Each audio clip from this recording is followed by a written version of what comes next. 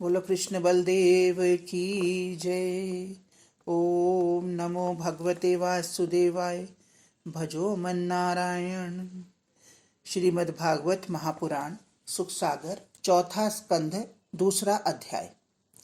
प्रजापति दक्ष के यज्ञ में शंकर जी से विद्वेष का कारण। विदुर जी ने पूछा, हे महाराज, बिना अपराध ही सती ने पिता दक्ष के यज्ञ में जाकर अपना शरीर क्यों त्याग दिया? क्या महादेव जी से दक्ष की कोई शत्रुता थी? यह जमाता और श्वशुर में विरोध कैसा? मैत्रेय जी बोले, हे साधो, प्राचीन समय में जब प्रजापति लोग यज्ञ किया करते थे तब उसमें महर्षि वशिष्ठ और अग्नि आदि सभी देवता उपस्थित हुआ करते थे।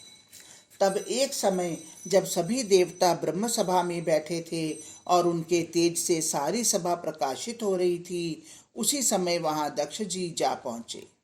इनमें बड़ा तेज था।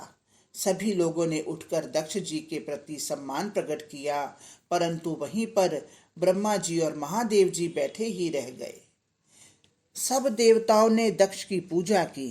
तब दक्ष जी ब्रह्मा जी के पास जाकर बैठ गए तो उस समय भी महादेव जी दक्ष जी से कुछ नहीं बोले और न तो उनका आदर ही किए।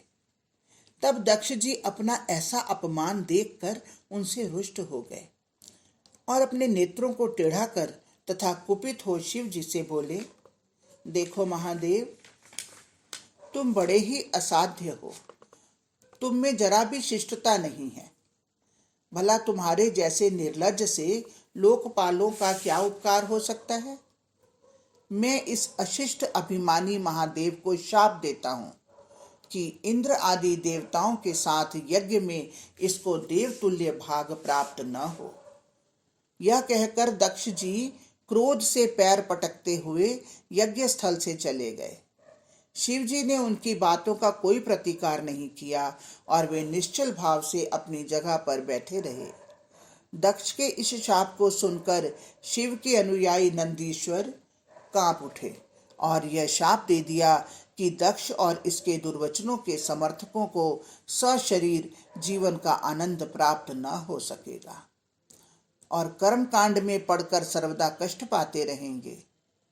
जब नंदी ने इस प्रकार दक्ष के साथ के सभी ब्राह्मणों को शापित कर दिया, तब ब्राह्मणों में श्रेष्ठ भृगु जी जो वहां बैठे हुए थे, उन्हें बड़ा क्रोध आया। वे परम क्रुद्ध होकर शिव जी के भक्तों को यह ब्रह्मदंड रूपी शाप दिया कि जो शिव के भक्त और अनुगामी होंगे वे शास्त्रों के प्रतिकूल पाखंडी कहलाएंगे। यह सुनकर शिव जी उदासीन होकर वहां से उठकर चल दिए। पश्चात उस विष्णु यज्ञ को पूरा कर सब ऋषि और देवता वहां से उठकर प्रयाग में त्रिवेणी स्नान करने चल दिए। हरिओम तत्सत, हरिओम तत्सत।